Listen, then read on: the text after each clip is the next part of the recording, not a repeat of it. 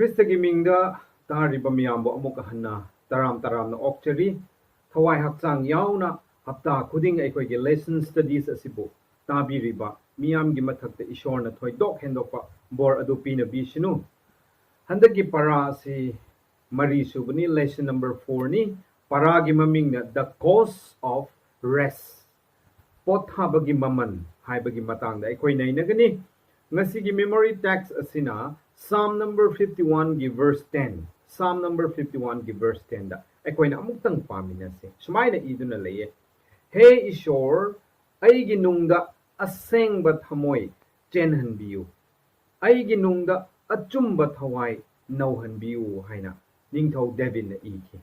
Masigi prathna amasung masigi isai ase. Ningthau David na Uriah gi nupi Batsababu pap tawkhrabagi tungda thamoi sokna pukning honglakpagi adugumba prathnani.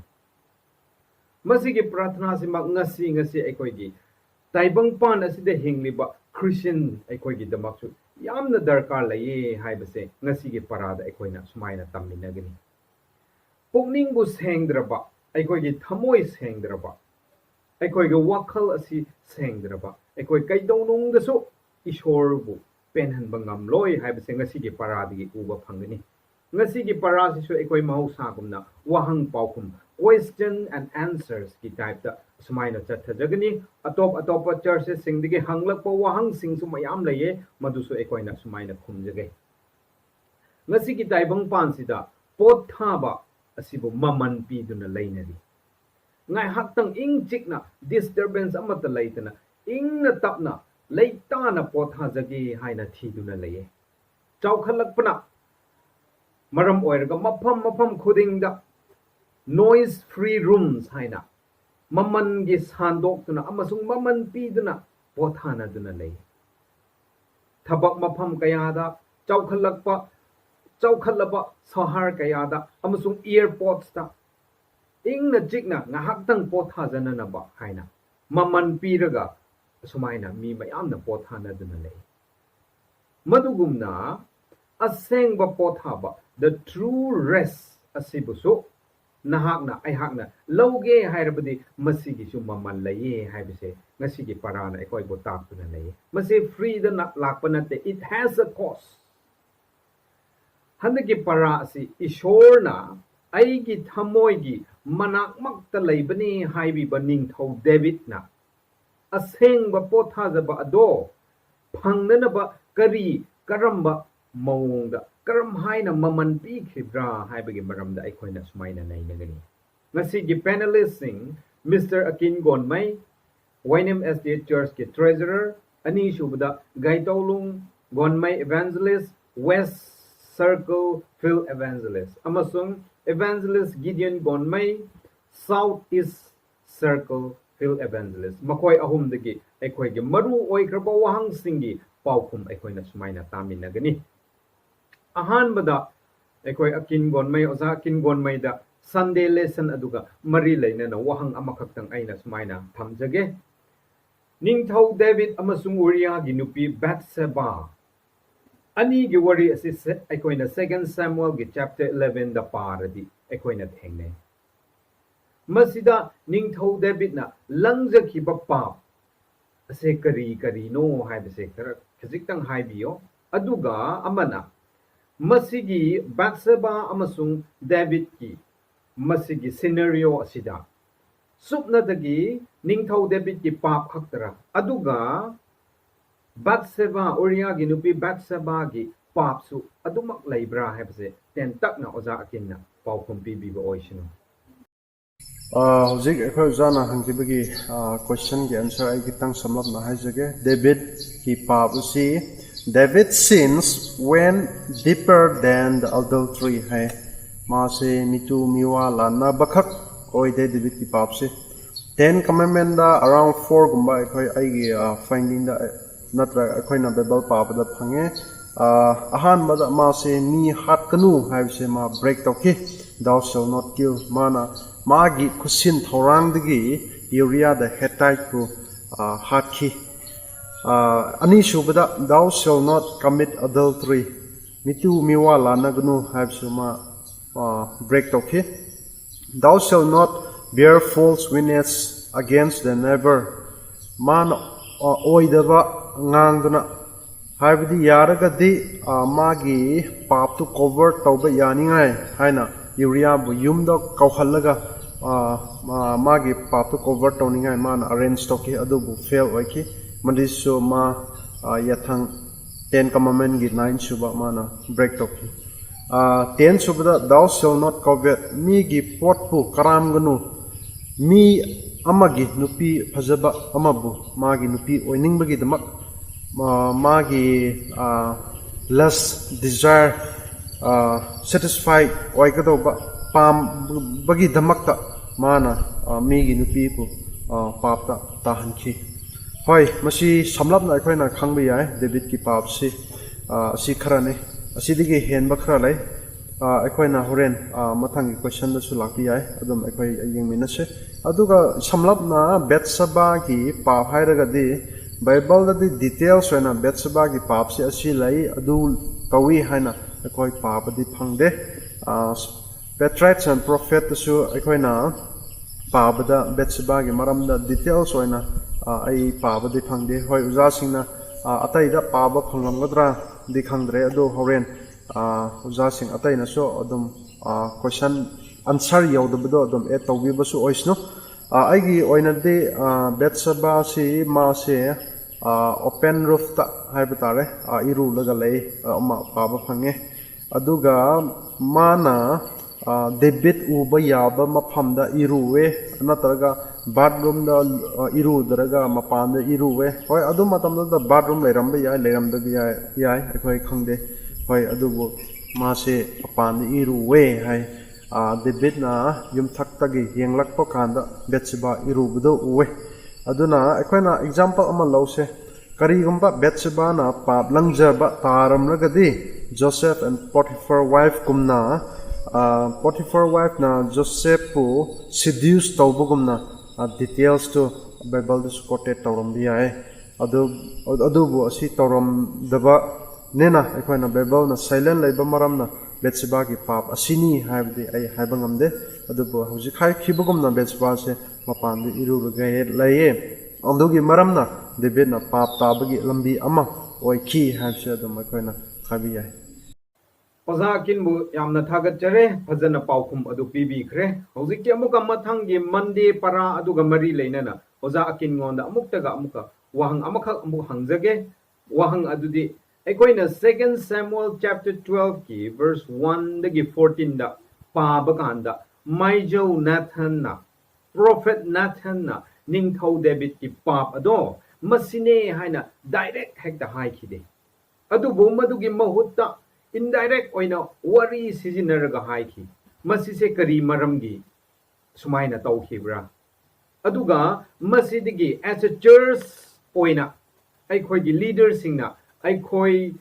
gi pap haidokpa kanda masigi parasidagi kari para tamba yabage haibedo oza akinna tentakna amuka hai Nathan prophet Nathan na David ngonda larga direct nang adu tawre ada tawre na haikide Nathan na aduda aikoina khitang yengsinba yaba di krira harga mana hui natraga haudong or camel or sun pick tawkide adubu yaw macha iu lem hain aikoina paba matamda pick thawki karigi damakta yaw macha gi wari Nathan na David haibra hain aikoina khanmi yai hoi David asi mana ningthau oidringaida ma se the shepherd Yausenba pakhang macha moina horaki yaugi maramda David se phajana khanglamgani akoina adum khanba matamda yaw macha gi nungsiba ma phajana khanglamgani adu matamda hojiki Nathan na wari do loirakpa matamda hojiki David ngonda kri develop to khatkibra justice and integrity hai asina chumme asina lale hai je ma khando pangambage capacity do ngonda lakhi phajan understand to rakpa matamda Nathan na hairiba nupa adu ina khunba nupa adu nangni haina hojiki Nathan da haiki adu matamda David ngonda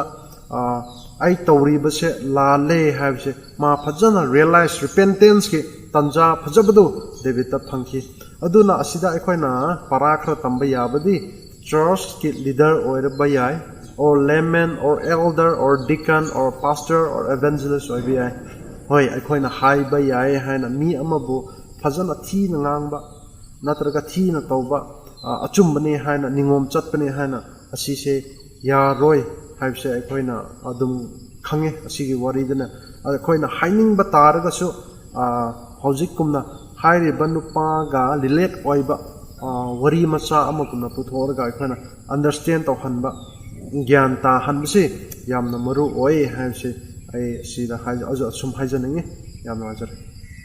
yam nuaire oza kin gonmai nahak na wahang sing adugi paokhum mathang yamna phajana pb kre ishorna nongonda bor pb bo oisno hojike khoi amuka evangelist gaitolung on the lakse evangelist gaitolung on the eikhoina Tuesday ge para aduga mari leinana wahang amakhak smaina thamjaninge wahang adudi innocent Uriah and the baby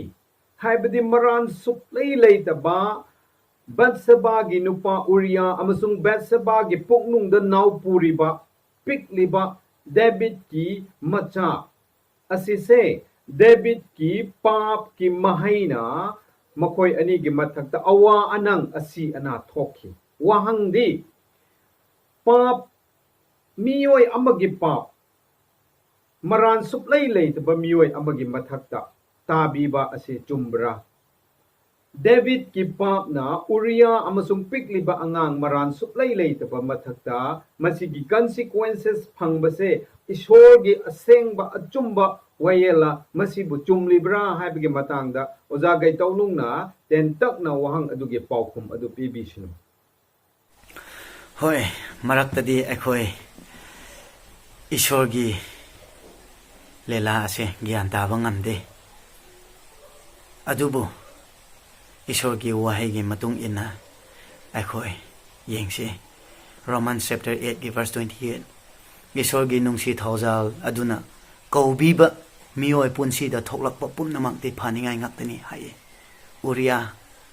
ma siba yai David pap tawningba magi freedom of choice utilize tawba aduna maran leijadaba faithful oiba sipai amabu hatki adubu magi aran khobamdi thingba nati angang pap digi naw ko lakpa pap gi mahai adubu madi pap di tawba nati innocent ni magi aran khobam thingba di nati yengse Bible da Hebrew chapter 11 gi verse 34 to 37 mi kharabudi ishona sininga yahan biye yan ningai tawrakpa thang adu charu on hanbire mi kharabudi mangak yan thatningai ishone yahan biki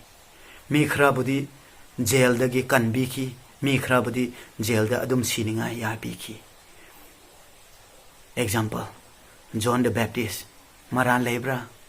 ma hingrabudi hene ishor gi thabak su tawbi ai ne khalambe ai adubu ishor di phaba aphaba khangbagi maramna John bu Herod gi makhutta jail de gi thadok handra sininga ya hanbi gi karigira ekho yengsi Jesu Christa su magi disciples leiraga ma se aphaba sandok pa hoke John susu jail de gi amuka tharoga thadok laklabadi magi disciples amuka party ani thorokpa matamda John gi disciples gi group ani tholak kadawdo isona khangbagi phaningai John bu potha hanki John budi disciple prophecy gi matung ina isor gi lakadabagi lambi semningai ngaktani ko adugi damakta magi lambi sembagi thabak du loibagi isona potha hanki bene adugumna isor gi plan aphaba laibagi thohan libane akhoi gi punsi dasu athumaina tholakpa yai adubu ishor gi aningbada akhoi ishorna tawrakpa pumnamak ase accept tawningai akhoina pratna tawsi akhoi imungda thokliba ishor gi lela ase nang aina gyan ta tabi yai adubu ishorda akhoina katsinjabadi Philippians chapter 4 gi verse 7 da ꯑꯩꯈꯣꯏꯒꯤ ꯋꯥꯈꯜꯅ ꯒ꯭ꯌꯥꯟ ꯇꯥꯖꯕ ꯉꯝꯗ꯭ꯔꯕꯁꯨ ꯏꯁꯣꯔꯒꯤ ꯏꯪꯊ ꯇꯞꯊꯕ ꯑꯗꯨꯅ ꯅꯪꯕꯨ comfort ꯇꯧꯕꯤꯒꯅꯤꯀꯣ ꯍꯥꯏꯅ ꯍꯥꯏꯌꯦ ꯏꯁꯣꯔꯒꯤ ꯋꯥꯍꯩꯗ ꯑꯩꯈꯣꯏ ꯉꯥꯖꯁꯤ ꯌꯥꯝ ꯅꯨꯡꯉꯥꯏꯔꯦ ꯏꯚꯦꯟꯖꯦꯂꯤꯁ ꯒꯥꯏꯇꯧꯂꯨꯡ ꯅꯍꯥꯛꯅ ꯋꯥꯍꯪ ꯑꯗꯨꯒꯤ ꯄꯥꯎꯈꯨꯝ ꯑꯗꯨ ꯐꯖꯅ ꯄꯤꯕꯤꯈ꯭ꯔꯦ ꯑꯃꯨꯛꯀ ꯃꯊꯪꯒꯤ ꯋꯥꯍꯪ ꯑꯁꯤꯁꯨ ꯏꯚꯦꯟꯖꯦꯂꯤꯁ ꯒꯥꯏꯇꯧꯂꯨꯡꯉꯣꯟꯗ ꯑꯩꯈꯣꯏꯅ ꯁꯨꯃꯥꯏꯅ ꯋꯦꯗꯅꯁꯗꯦꯒꯤ ꯄꯥꯔꯥ ꯑꯗꯨꯒ ꯃꯔꯤ ꯂꯩꯅꯅ ꯋꯥꯍꯪ ꯑꯁꯤ ꯍꯪꯖꯒꯦ Psalm number 51 ꯑꯁꯤ ꯅꯤꯡꯊꯧ ꯗꯦꯕꯤꯗꯅ ꯎꯔꯤꯌꯥꯒꯤ ꯅꯨꯄꯤ ꯕꯦꯠꯁꯦꯕꯥꯕꯨ ꯄꯥꯞ ꯇꯧꯈ꯭ꯔꯕꯒꯤ ꯇꯨꯡꯗ ꯄꯨꯛꯅꯤꯡ ꯍꯣꯡꯂꯒ ꯏꯈꯤꯕ ꯑꯗꯨꯒꯨꯝꯕ ꯂꯥꯏꯁꯣꯜ ꯏꯁꯩꯅꯤ Masida verse 12 da eikhoina paradi David na haye restore unto me the joy of thy salvation. I have ki salvation aran khubam ado ishor engonda amuka pibiyo haina ningthau David na haye. Masida hangjaning libo wahangdi eikhoina pap hek dawkhraba numittuda pungpham aduda ꯑꯩꯈꯣꯏꯒꯤ salvation aran khubam ase hek mangkhibra natraga ꯑꯩꯈꯣꯏꯅ ꯄꯥꯞ ꯇꯧꯔꯕꯁꯨ aran khubam ꯑꯗꯨꯗꯤ ꯑꯗꯨꯃꯥꯏꯅ ꯃꯥꯡꯗꯅ ꯂꯩꯕ꯭ꯔꯥ ꯍꯥꯏꯕꯒꯤ ꯃꯇꯥꯡꯗ ꯑꯣꯖꯥ ꯒꯩꯇꯧꯂꯨꯡꯅ ꯇꯦꯟꯅ ꯄꯥꯎꯈꯨꯝ ꯑꯗꯨ ꯄꯤꯕꯤꯁꯅꯨ David ꯏꯁꯣꯔꯅ ꯈꯟꯒꯠꯄ ꯃꯤꯑꯣꯏ ꯑꯃꯅꯤ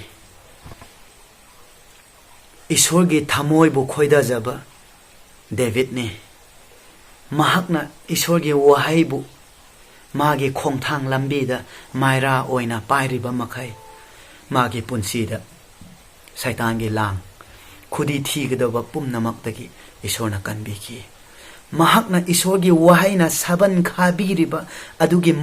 ꯃꯅꯨꯡꯗ ꯂꯩꯔꯤꯕ ꯃꯇꯤꯛ ꯑꯗꯨꯒꯤ ꯃꯅꯨꯡꯗ ꯂꯩꯔꯤꯕ ꯃꯈꯩ ꯃꯥꯒꯤ ꯄꯨꯟꯁꯤꯗ ꯑꯋꯥꯕ ꯁꯩꯇꯥꯟꯒꯤ ꯑꯋꯥꯕ ꯃꯌꯥꯝ ꯂꯥꯛꯀꯗꯕꯗꯒꯤ ꯃꯍꯥꯛꯄꯨ ꯀꯟꯕꯤꯈꯤ ꯑꯗꯨꯕꯨ ꯃꯍꯥꯛꯅ ꯁꯕꯜꯒꯤ ꯃꯄꯥꯟꯗ ꯍꯦꯟꯅ ꯅꯥꯄꯤ ꯁꯪꯕꯒꯨꯝꯅ ꯈꯜꯂꯒ ꯃꯍꯥꯛꯅ ꯂꯥꯟꯊꯣꯛꯄ ꯃꯇꯝꯗ ꯃꯥ ꯁꯤꯡꯍꯥꯁꯥꯟꯗ ꯐꯝꯔꯒꯁꯨ ꯁꯤꯄꯥꯏ ꯃꯌꯥꯝꯅ ꯒꯥꯔꯗ ꯇꯧꯔꯒꯁꯨ ꯑꯍꯥꯎ ꯑꯊꯨꯝ ꯆꯥꯔꯒꯁꯨ ꯌꯨꯝ ꯐꯖꯕ ꯗ ꯂꯩꯔꯒꯁꯨ ꯃꯥꯒꯤ ꯄꯨꯛꯅꯤꯡꯗ ꯏꯪꯊꯥ ꯇꯞꯊꯕ ꯐꯪꯗꯦ ꯑꯗꯨꯅ ꯃꯍꯥꯛꯅ ꯏꯁꯣꯔꯗ ꯄꯨꯛꯅꯤꯡ ꯅꯨꯡꯉꯥꯏꯕ ꯍꯔꯥꯎꯕ ꯏꯪꯊꯥ ꯇꯞꯊꯕ ꯐꯪꯕ ꯍꯥꯏꯕꯁꯤꯗꯤꯀꯣ ꯏꯁꯣꯔꯒꯤ ꯋꯥꯍꯩ ꯏꯟꯕ ꯈꯛꯇꯅꯤ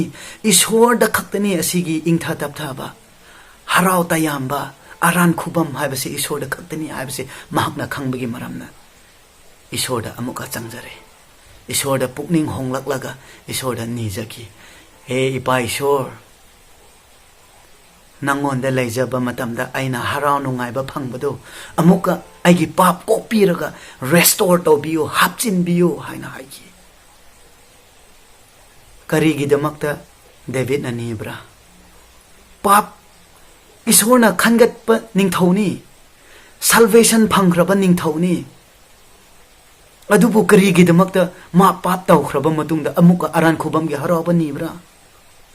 ꯄꯥꯞ ꯇꯧꯔꯕꯗꯤ ꯑꯔꯥꯟ ꯈꯨꯕꯝꯁꯦ ꯃꯥꯡꯅꯤꯡꯉꯥꯏ ꯆꯥꯟꯁ ꯂꯩꯕꯖꯥꯔꯥ ꯂꯩ ꯖꯣꯟꯗ ꯏꯁꯣꯔꯅ ꯑꯁꯨꯃꯥꯏꯅ ꯍꯥꯏꯌꯦ ꯑꯩꯒꯤ ꯈꯨꯠꯇ ꯆꯪꯖꯕ ꯃꯤꯑꯣꯏ ꯀꯅꯥꯕꯨ ꯀꯅꯥꯅꯁꯨ ꯃꯨꯟꯊꯣꯛꯄ ꯉꯝꯂꯣꯏ ꯍꯥꯏꯌꯦ ꯍꯣꯏ ꯃꯨꯟꯊꯣꯛꯄ ꯉꯝꯂꯣꯏ ꯑꯩꯅ ꯅꯪꯅ ꯖꯤꯁꯨ ꯈ꯭ꯔꯤꯁꯇꯒꯤ ꯃꯤ ꯑꯣꯏꯈ꯭ꯔꯒꯦ ꯍꯥꯏꯕ ꯅꯪꯅ ꯗꯤꯁꯤꯁꯟ ꯂꯧꯈ꯭ꯔꯕꯗꯤ ꯆꯦꯠꯅ ꯂꯦꯞꯈ꯭ꯔꯕꯗꯤ ꯁꯩꯇꯥꯟꯅ ꯅꯪꯕꯨ ꯃꯨꯟꯊꯣꯛꯄ ꯉꯝꯂꯣꯏ ꯏꯁꯣꯔꯅꯁꯨ ꯇꯥꯟꯊꯣꯛꯄ ꯉꯝꯂꯣꯏ ꯉꯝꯒꯗꯧꯕ ꯍꯥꯏꯕꯕꯨ ꯅꯪꯒꯤ ꯆꯣꯏꯁꯅ ꯉꯝꯒꯅꯤ ꯗꯦꯕꯤꯗꯅ ꯃꯥꯒꯤ ꯆꯣꯏꯁꯅ ꯏꯁꯣꯔꯒꯤ ꯁꯕꯜ ꯃꯄꯥꯟꯗ ꯊꯣꯛꯈꯤ ꯍꯔꯥꯎ ꯇꯌꯥꯝꯕꯗꯨ ꯃꯥꯡꯈꯤ ꯑꯗꯨꯕꯨ ꯏꯁꯣꯔ ꯊꯧꯖꯥꯜ ꯍꯩꯕ ꯏꯁꯣꯔ ꯃꯍꯥꯛꯀꯤ ꯗꯃꯛꯇ ꯆꯥꯟꯁ ꯄꯤꯕꯤꯈꯤ ꯄꯨꯛꯅꯤꯡ ꯍꯣꯡꯅꯤꯡꯉꯥꯏ ꯅꯥꯊꯟꯊꯔꯛꯂꯒ ꯃꯥꯕꯨ ꯋꯥꯔꯛꯄꯤꯈꯤ ꯑꯗꯨ ꯃꯇꯝꯗ ꯗꯦꯕꯤꯗ ꯔꯤꯌꯦꯂꯥꯏꯁ ꯇꯧꯔꯒ ꯏꯁꯣꯔ ꯅꯪꯉꯣꯟꯗ ꯈꯛꯇꯅꯤꯀꯣ ꯍꯔꯥꯎ ꯇꯌꯥꯝꯕ ꯑꯔꯥꯟ ꯈꯨꯕꯝꯒꯤ ꯅꯨꯡꯉꯥꯏꯕꯗꯣ ꯑꯃꯨꯛꯀ ꯄꯤꯕꯤꯌꯣ ꯍꯥꯏꯅ ꯏꯁꯣꯔꯉꯣꯟꯗ ꯅꯤꯖꯕ ꯃꯇꯝꯗ ꯃꯍꯥꯛꯄꯨ ꯄꯥꯞ ꯀꯣꯛꯄꯤꯌꯦ ꯑꯅꯧꯕ ꯁꯦꯝꯕꯤꯕ ꯅ꯭ꯌꯨ ꯀ꯭ꯔꯤꯌꯦꯁꯟ ꯃꯔꯥꯟ ꯂꯩꯇꯕ ꯃꯤ ꯍꯔꯥꯎꯕ ꯇꯌꯥꯝꯕ ꯑꯔꯥꯟ ꯈꯨꯕꯝꯒꯤ ꯍꯔꯥꯎꯕꯗꯣ ꯑꯃꯨꯛꯀ ꯄꯤꯕꯤꯈꯤ ꯏꯆꯤꯟ ꯏꯅꯥꯎꯁꯥ ngasi nang Christian oibi ai baptize taurambi ai nangi ming church record da lairambi ai discipline phangdabi ai adubu cheksin kadaba haibsidi isor gi mamang da mang pap tawduna leibra pap tawraga leirabadi akhoi thawjal matam leiringai asida isor gi thawai asengba na akhoi bu ngang ringai asida akhoi na pukning hong hautrabadi akhoi manggani ko example Saul Israel gi ahan ba ning thaw Saul isor na khangat pani aran khubam phangkraba ning thaw ni adubu magi choice aduna magi mathanda magi punsi bu norok da pukhi isor na kanbi bangamde karigi magi freedom of choice bu respect tawbugi David Saul dagi hena pap chaw na tawbani adubu David di realize tawkhri magi sincere oina surrender tawbudu isor na tabi ki magi aran khubam gi harawbudu amuka pibi ki isin inausa aikhoisu Jesu Christa gi mi amara oi khrabani na amuka sungang mangroi haibagi false confidence lairabadi nang aisu solgum na mangani matam lairingai aikhoi pukning hongsi isor gi wahida chet na lepsiko isor da harau tayambadu aikhoi phangjasi yam thagatjare evangelist gai tolonggon mai nahak no wang sing aduge paokhum mathang phajana khumbi khre isor na nongon da su thoidok hendok pa bor adu pi bi oisno hojik eikhoina Thursday gi kalam adu da ngak tang yengse reflectors of God's light isor ge mangan aikhoi gi punsi digi uthok pak ngan thok pa hai gi maramda eikhoina khajik tang tamgani isor ge mangal aikhoi da karamba matamda amasung karamhaina aikhoi ngan thok pa ngam gadage haibse ai ten na haijage aikhoi gi pap nanggi ai gi pap isor na copy khre haiba khangkraba mioi singdi soidanamak isor gi damak loudspeaker oigani hai we will become a loudspeaker for God aikhoi tumin na leiba ngamla roi hai nanggi pap adu copy khre haiba khanglaba ai gi pap ase copy khre haiba khanglabadi aikhoi gi wangang sangangda aikhoi gi fijet chakchada aikhoi gi punsi londa ahongba khradi soidana lakani hai madu ahongba lakraba kanda you and I nang amasung ai ase isor gi reflectors isor gi mangan adu aikhoi ni di ngan thokpa mioi adu oigidabani Psalm number 51 gi verse 14 da ningthau debina sumaina iye ai gi leiton sina isor naha ki dharma chenba ado khon hauna sakcha sonjagani haina iye madugumna karigumba nanggi aige pap ase copy khrabdi aikhoi ni gi leiton ase khomjinduna thamba ngamlaroi adugo aikhoi de sakcha sonjaduna lau tholaga aikhoi ni gi punsi da isor ge mangan ado reflector oiba mioi ama oirakani haibase ngasi gi Thursday kalam da aikhoi bo takpi duna lei parazik te aikhoi atopa churches singdagi hangla wahang singi paokhum khra aikhoi sumaina taminase ahan base Sir Ajok Panmai Principal Remnant Christian High School Lamsang dagi sumaina wahang hangbirak lagale mahake wahang asi ahan badai sumaina pathok charake why God did not punish us immediately when we were committed sin haina sumaina hangbi duna lay aikoina pap hek to khraba matamda ishor na karigi damakta khudak aduda dandi pi da bra haina wahang asi hanglaga laye masigi wahang asi gi paokhum ase aikoi oza akin gon mai mahak na ten tak na pibi ba oishnu ai samlam na hojiki question answer hai jake hoi asi pura yaudum su yai adobo aina khangba khra kitang ajum short oina hairge Psalm 145 verse 8 ta pabam tamda khoina phange madudi the Lord is gracious and full of compassion slow to anger and of great mercy hai mercy thousand have si magi core meaning have tare atum thijin ba matamda forgiveness oiramne ishor na ekhoi bu kokpi hoi mioi bise pap ayamba dum tawe adu oiraga so ekhoi bu hek tawraga hekta action tawraga di ishor se nungsi haiba ishor have se haiba yaroi aduna mana ekhoi gi damak second chance yaragadi aigi ichanupi se amuk engonda laksnu haibi second chance repentance ki matam ayam da piye hoi Christian account dagi ngasi phawba ekhoi adum yengba matamda ishor se thousand haiba ishorni nungsi haiba ishorni haibse ekhoi adum pabada phange atai da example oidra kasu hojiki Psalm 12 verse 13 da kri haibra herga aduda haya King David may die if not repentance. King David se aduda pungning hongdragadi mga siramba yai karigidamak nathan na aduda kri haibra herga the Lord is taken away your sins, you are not going to die. Ishwarna nangi pap tu lokthok pikre adugi maramna nang siraroi hai karigamba Ishwarna magi pap tu lokthok lamdragadi David siramba yai eikhoina khanbada pap ta aduna eikhoina aduda kri hai bra hai babu kari pap kaya marum leiramba yai adubu Ishwarna eikoi thajarga repentance David kumna genuine oina ma pungning da tasengna Ishwarna changjargadi Ishwarna gracious God Ishwarna anuksi haiba thawjal haiba Ishwarnena eikoi bu kokpi gani ngakpi gani haibse ai khra dum haijaninge madugi maramna eikhoina sarga chabadasu Ishwargi thawjan gi maramna eikhoina sarga chakani haibse thawjal che hojik khaikibu kumna magi core meaning de forgiveness haibani adune aina objective question sida aina kitang haijaninga haibu yam nuare yam thagachre oza kin gonmai wang adugi paokhum phajana pibi khre amuka sir ajok ki continuation ma ki question ase ani lei masi se amuka sumaina ko yengse what are the causes of restlessness potthaba ngamdaba haibagi haurakpham ase masi se karina thokhanbra aduga how can we be free from restlessness in our life asigumba potthaba ngamdaba asidigi ekhoige punsida karamhaina lan thokpa free oiba ngamgadage haina hanglaga lei ani suba question na what is the true repentance according to 1 John chapter 1 verse 6 and 7 Asengba pukning hongba haibase ahanba John panduk amagi pot taruk ka taret ke matung ina karino haina sir ajok na question ase amuka hangbidu na laye masigi paokhum ase ekoge evangelist gaitolung gon maina pbb oishino mioi aikhogi punsida awaaba na thalle pothapham khangde mapan thong yengba matamdadi yamna nungai bugum yenglure adubu mina uba ngamdaba thamoi nungdadi khoirang khoisau bana thalle ingchik na laiba ngamde ase awaba mayam ase kadadigi lae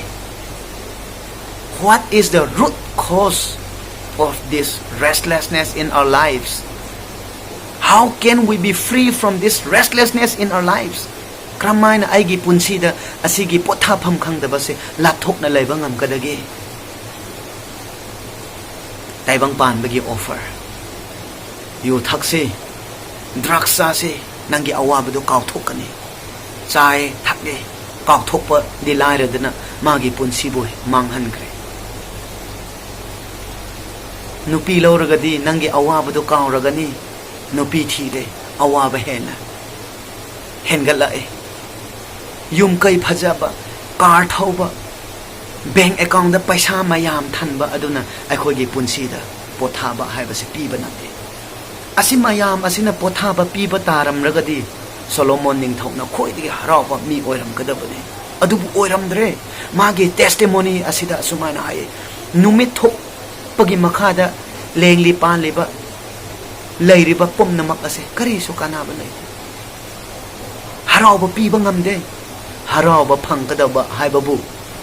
Ecclesiastes chapter 12 ki verse 13 Ishwarbu kiyoko magi yathangsing illuko mioi aikhoigi punsi gi duty di asine masi faithful oina pangthok ra di pangthok ragadi nangi punsi da harawa haibadu ishwardagi phangjagani ishwarbu kiyu haibasidi karira niktuna laibadu nate pabu tukajaba aikhoigi punsi da ishwarbu kiye hairagasu papbudi thadokdaba adunani Jisu Krista gi tung inbani hairagasu pothaba phangdabase akhoigi damakta Jisu Kristana invite tawduna lay Matthew 11 gi verse 28 awa polum pubam mising ngasi lao hayeng gi postpone tawruraganu ngasi lao aingon na khaktani nangna pothaba phangkadabudu paisana phangloi paisana harauba pi kadabu ora gadi Iskariot Judas na Jesu Christa bu yon thoga phangba paisa aduna magi punsi de hena harauba piram kadabudi adubu paisa phangba aduna magi punsi de harauba pi de if na Satan gi minam babu thajaru raga hai charaga di hena ma singla kadra ishor gum gadra haraga Satan ne yamna attractive oina nangbu themba yai adubu nangna charu raga thiru raga nangi pamjaba potthaba harauba habadu phanggadaba nate hena nangi punsi da awaba phangani adugi damakta Jesu Christana plainly icham chamna aikhoibu mahakna haye mana pibiriba guideline nangi punsi da harau tayam na lainingai haina plainly takpiribadu aikhoina laujasi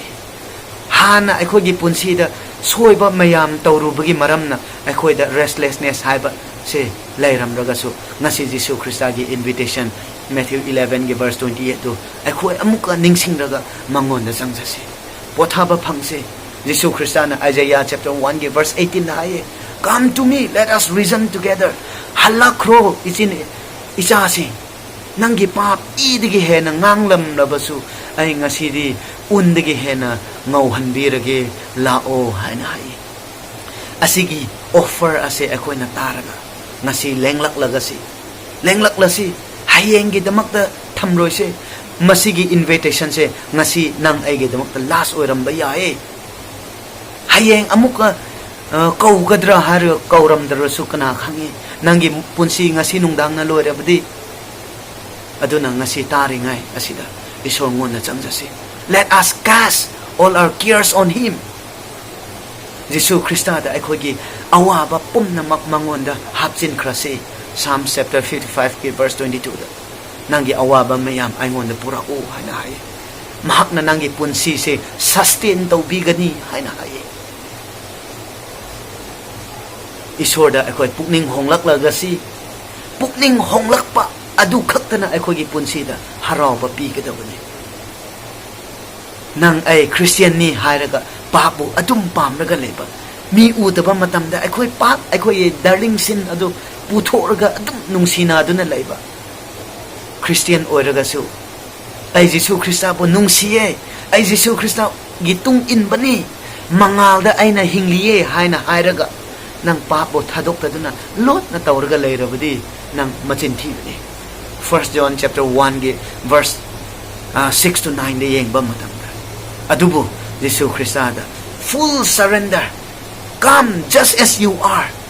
unworthy as you are nangi Asengba phibam da Jesu Christa da la raga surrender to you evangelist gaitolong gon mai nahang na wahang sing adugi paokhum phajana pibi khre ishorna bor piba oisunu mathangi wahang asidi Sir Azok Panmai lamsang digi amasung Mr. Lungai ngam thaimai YNM as the church digi hangbira ko wahang ni makoi ani gi wahang ase chap manai aduna aina makoi ani gi wahang ase sumaina pulap thamjin jabani wahang adu amukta pathok jage why there is a consequences for the forgiven sin kopi kraba pap sing asigi atoman consequence karigi damak adumaina lairibra haina hangbira wahang ase yamna phajaba yamna maru oiba wahang ni masise aina yamna tena point ahum marida answer tawjage. Point number 1 da Hebrews chapter 12 verse 7 gi matung inna kokpi khraba pap singi consequence mahai lakpase masise nangbu amasung aibu discipline tawbiningai chumthok piningai tambiningai lakpane masina aikhoi gi pap gi atoman se adumak phatte masise adukki matik asok palaye haibse utpiningai masigi consequence ase lakpane. Point number 2 da example oina eikhoina karigumba miyoi amana bank rob tawraba bank da thugairaga paisa lawraba aduga mana ishor ai lanjakre haina changlaklabadi mahaki pap ado ishorna kokpigini adubu mahak consequence oina madugi atauman oina mahaku police na phaba amasung jail da laiba habadudi adumak laigini. Point number 3 da Galatians 6 ki verses 7 through 9 gi matung inna eikhoina phangleba consequence atauman haibase masi eikhoina thuruba tharuba adugi mahai ni haina hai whatever one sows that will he reap mana hunkiba maru adugi matung inna mahai adusu mana lokani haina sumaina haibiye.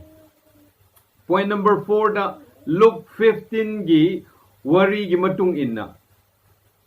consequence lakpasina aikhoibu amuk hana ishor gi mafamda hanjin hanbane ishor gi mafamda amuka lak hanbane haibase Luke 15 na aikhoibu takpiye masida aikoina khanggadabadi ichininaw sing Asengba pap ki atonement the true or the real consequence of sin asidi eternal death ni Romans 6 ki 23 da pap ki atonement di asibani hai masigi asiba se temporary natre adubu permanent ni everlasting death lomba naidana thawai hakchang yauna siba ado pap ki atonement ni masigi consequence hai ripa lomba naidana siba gi consequence adudi ishorna eikhoina ishor ai lan kre haina changlakpa matamda madugi consequence adudi ishorna ngak pi lauthok pi ki adubu temporary oiba ngai hak ki oiba nangna aina hulluba maru adugi mahai oina nangna aina tawruba thabak adugi mahai oina temporary consequence adumak phangki gini madugi consequence sing aduna aikhoibo o pap ke atoman se atukki matik phatti haibado khanghan baga loinana maduna aikhoibu discipline tawbi bane chum thokhan bi bane pap amuk tawdana ba maduna aikhoibu tambi bane aduga loinana maduna ishor natanadi aigi atopa changjafam leite ko haibado ningsing hallaga madugi consequence aduna aikhoibu amuka jisu gi mafamda aikhoibu changjahan bane haibse khangse adugana maram oiraga hojik aikhoigi temporary consequence aikoi ishor gi manakta hana naksinana bane henna naksinana bane haibdo khanbaga loinana adumak aikoi madugi consequence adude phangba tabane haibse aina sumaina ten na haijage phare hojikte aikoina ngasigi iroi loiba wahangi somda sumaina changsin lase masigi wahang ase Mr. and Mrs. Gaifun Thaimai YNMSD Church tagi hanglakpani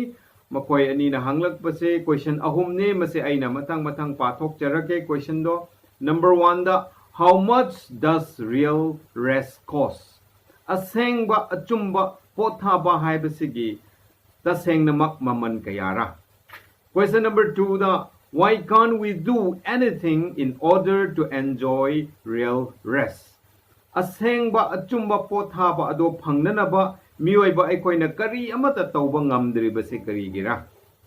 question number 3 last question da Uriah being the most loyal and faithful soldiers of David why can't God protect Uriah from the strategy of David Uriah hairiba nupa asi ningthau David ki khwaidagi haiba inba khwaidagi thajaba yaba loyal faithful oiba lanmi ama oirabadi karigi damakta ishorna David ki phattaba khujin thorang strategy of David adudagi ngakthokpiba protect tawbida bra haibagi wahang ase sumaina thambira masigi paokhum sing ase ekoigi evangelist Gideon Gonmai makoi mangondagi ekoina paokhum sing adu taminase evangelist Gideon Gonmai how much does real rest cost achumba gi potthaba se mamal kayam oige potthaba ase makhal yam leye achumba potthaba hairaga su makhal yam leye tumba leye thabak tagi potthaba leye tungan ba mayam leikhre aduma pungasi aikhoina ngangri base thawai gi potthaba masigi maram asda aikhoina ngangli bani aduna masigi thawai gi potthaba se karina aikhoibu potha handabra masi hana khoi khangdoksi madudi karira harga aikhoigi papna aikhoigi pap ki maral aduna aikhoigi wakhalda adum laraga thawai gi punsi sida potha hanba ngamdaba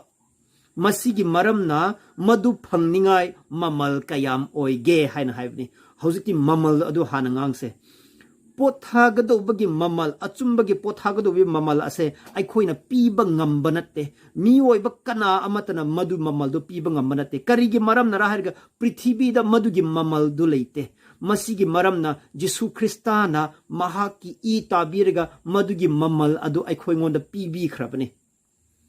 madu aikhoi ngon pibi khrabani adu masi launa na ba aikhoi gi thodang amadi leye madu singdu di karira haibdo aikhoi yengse ahan ba mak asida pothana base kari tawba tabra haraga achumba gi thawai gi pothaba mase launa na base aikhoi kari tawba tabra haraga repent pukning hong batai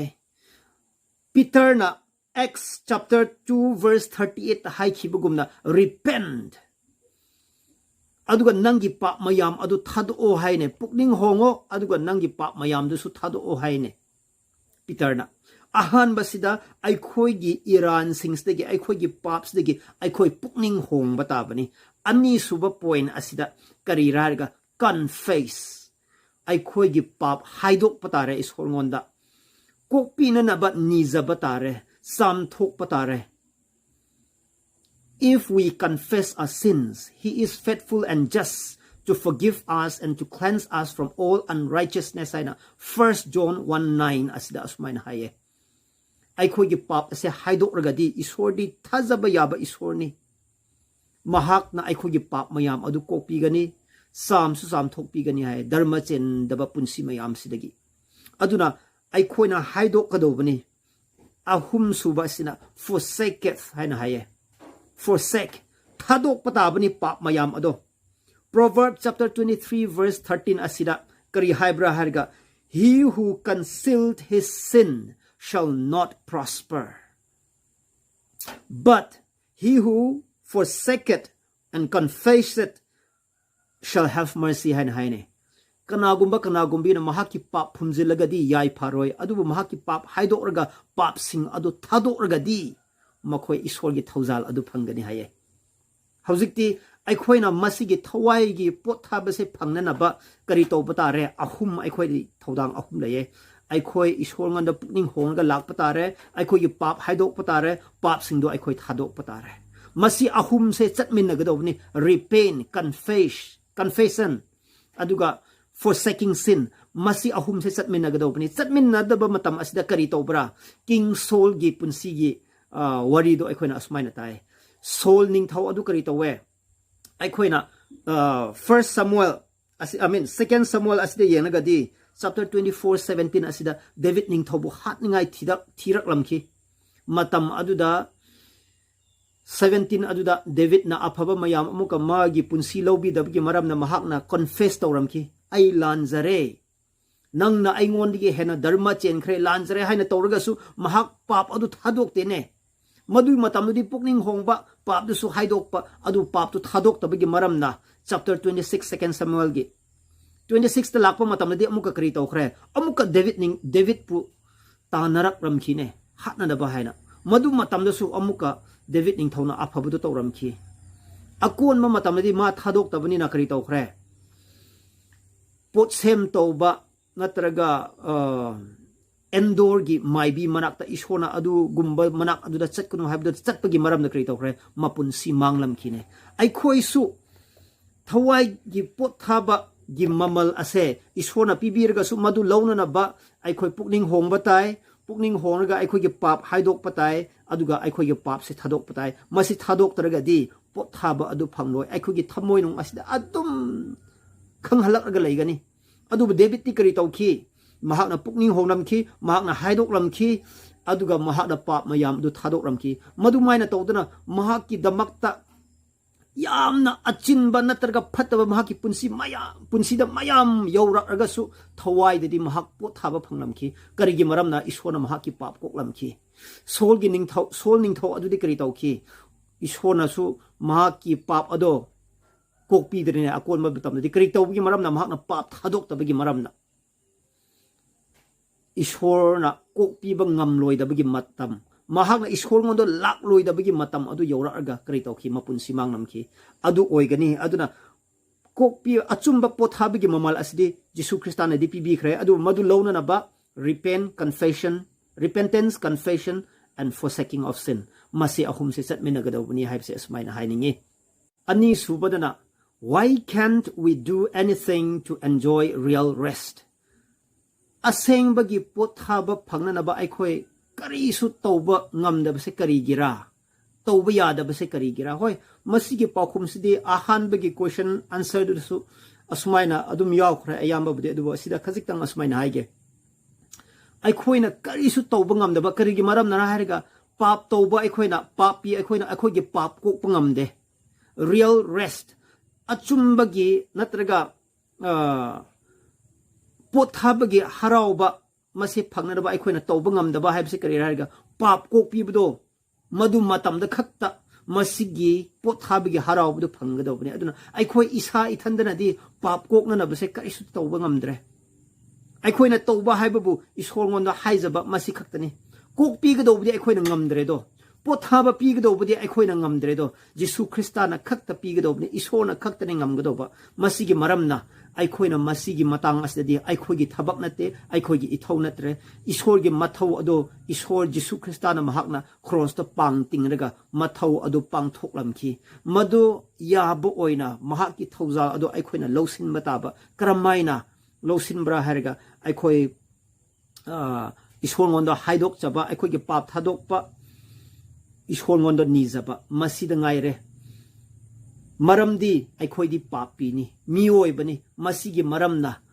masigi pap kokpagi thodang pothabagi thodang ase eikhoi ngonda masigi duty ase ishona pibide masigi hak ase eikhoina eikoi ngonda pibide karigi maramna ra aiga eikhoidi papi ni sembiba mapu khaktana masidi piba ngamgadobni haina sumaina hainingi